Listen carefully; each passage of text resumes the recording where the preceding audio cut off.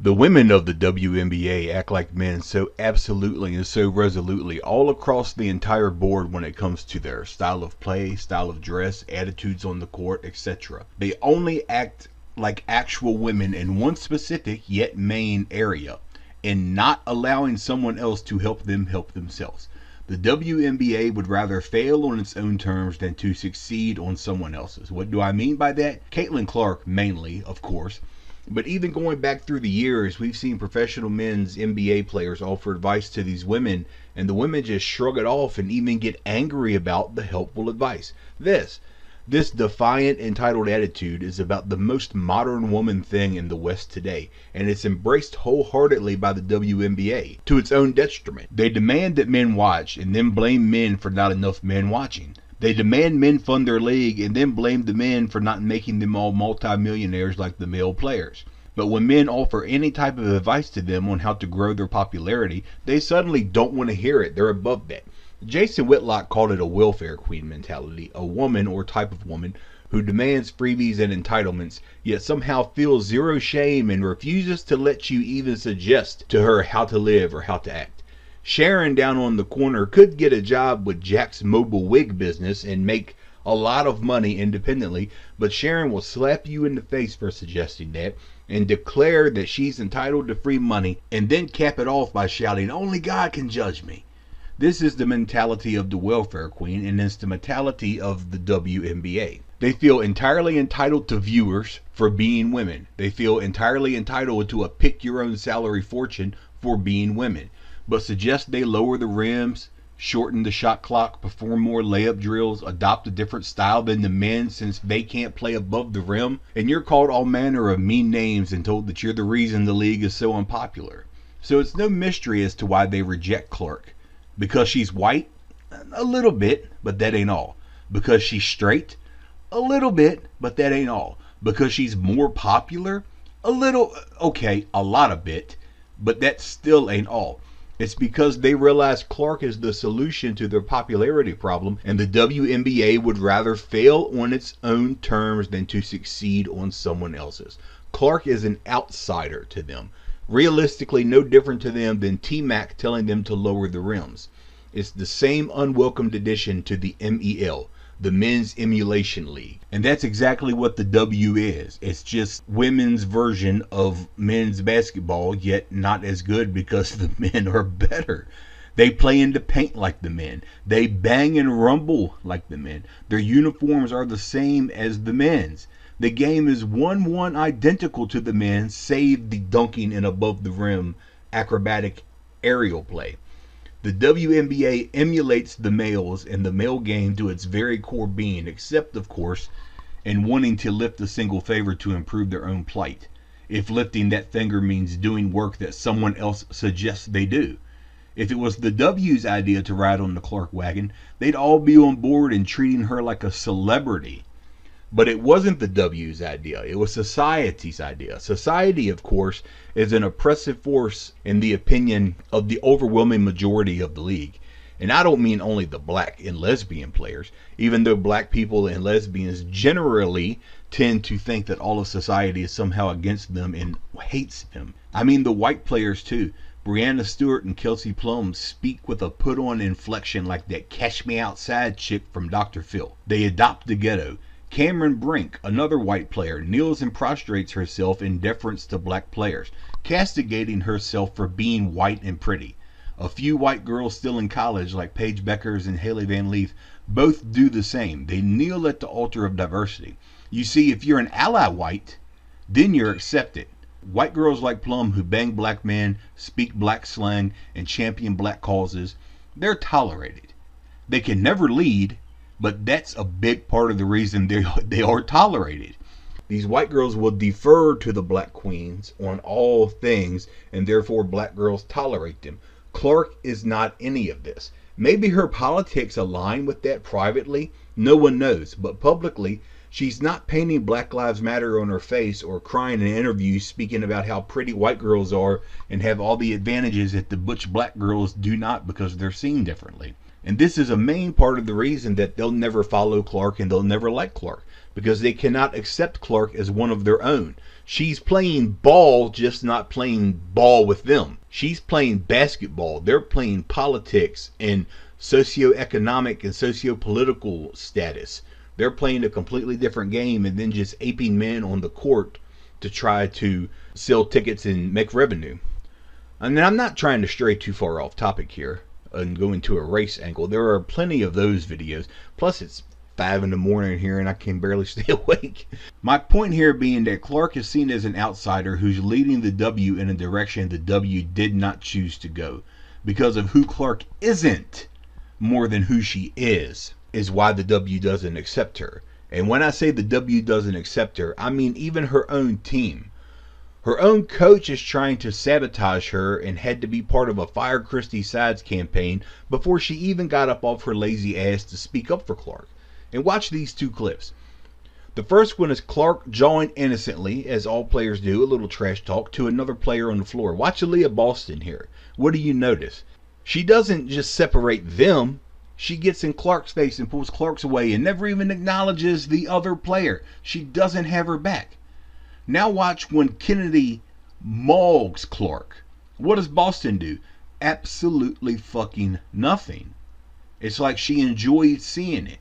And then she just walks over there slowly. It doesn't say anything, barely even glances at Kennedy just to give her the "you slay queen" look.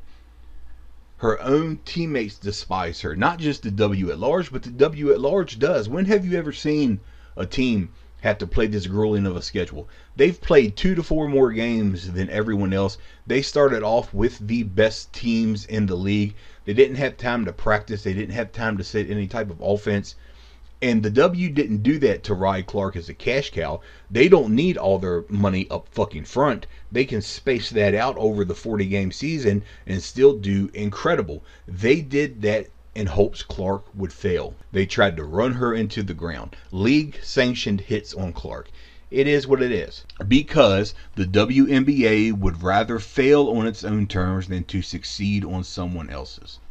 The league wants so badly to not have Clark's popularity dictate terms to them that it ruined their most popular draft in history. The Chicago Sky, case in point, were collectively under the delusion that Angel Reese was every bit the draw Clark was, and so they wasted their 7th pick on her. Controversial maybe, but I doubt it. The fact is that Reese is a very middling player, with the bulk of her stats being rebounds that she gets from her own missed layups. I mean, she's good, but come on. And she couldn't even come close to doing for Maryland what Clark did for Iowa. And so Reese took off to join a much better team at LSU for her junior year. Reese's personality type is a clout chaser. You see it on the court, you see it off the court, she chases clout. And so she abandoned her home team, literally, she's from Maryland, in order to chase a chip. And still ended up only the 4th best player on that LSU team. But still, the Sky figured she'd be popular, so instead of picking up the perimeter shooter that they needed for team success after drafting the Shaq of the Women's League and Carmela Cardozo, they spent their 2nd first-round pick on a novelty hoping to draw some attention. The Sky wanted to experience the Caitlin Clark effect, but on their own terms. If not for that, Reese would have been a late first round, if first round at all. She's seriously not a very good player at all compared to the rest of her peers taken in the first round. Everybody sees that. Everybody knows that. Some people just defend her because, you know, my sisterhood or whatever the fuck's happening there. I don't care. She's just a hyped up social media star. She's Rebecca Black performing at the Grammys. Why? I'll reiterate here. Angel Reese could not come close to doing for Maryland what Clark did for Iowa. And so Reese ran away to a more popular place, a better team, rather than herself getting better and doing better and working harder. She fled instead of putting in hard work and risking being unpopular, risking being on a losing team. That's her entire personality. That's not even in the same universe as a Caitlin Clark. And it's why Reese hasn't moved the needle a single degree in attendance, TV ratings, or any other measurable metric of popularity. Clark has buried the needle. People see and understand these things. It's what makes Clark popular. Small town, middle American underdog story of a normal person trying to slay giants while her peers flee from such challenges to become part of the giants. We're not fucking stupid. We're not driven by race. The most popular athletes are black. It doesn't have anything to do with her being white, but we're also not fucking stupid. We see the difference between the two. If Reese did it Clark's way and Clark ran off to UConn or South Carolina because Iowa lost and she was chasing a chip, Reese would be the big underdog story draw right now. Not as much hype because she only has a tiny bit of the talent that Clark has, but she would still be exponentially more popular. Then we have things like the W pushing hard for Asia Wilson's popularity. Look, I don't know how to tell people this in a way that they'll understand, but we already have a men's game, and the women's game isn't nearly as good at emulating that style as it would be if they embraced the way Clark plays. Clark leans into the natural talents that women possess, and she doesn't try to outdo the things that the men do. This isn't something a lot of people talk about, if any at all, but you can see here in her game that she plays and leans into the female attributes that rely more on her quickness and precision and decision making. She's a great basketball player and not just a female acting masculine to copy the men's game. I've watched Asia Wilson's highlights. I've seen multiple videos of her highlights. For the way the league operates as it stands now, she's seriously a good player, top of the mountain. But she'll never be as popular emulating the men's style because we already have a men's game where even the last player off the bench for the NBA's worst team is still bigger, stronger, faster, and can windmill dunk the basketball off a fast break. I want to make it clear to people that it's the WNBA choosing to emulate every aspect of the men's game except for the dunking. They're the ones who leaned into acting like men in every way imaginable, which has made the league perhaps the least family-friendly sport in America. Nobody wants to see women act like men. Nobody wants to bring their children to see women act like men. There's men for that, and it's something that society just expects from men and doesn't from women. You can say that's unfair. You can cry feminist all you want, but you're also crying for more money and more viewers. So guess who has to suit their product for the market's taste instead of demanding the market change? Guess how that fucking works, you men emulating buffoons. You have to play to an audience. Clark does, y'all do not. The numbers for nearly the past 3 decades have reflected that. But again, the W would rather fail on its own terms than succeed on someone else's. So they've never even considered doing things differently because fuck you.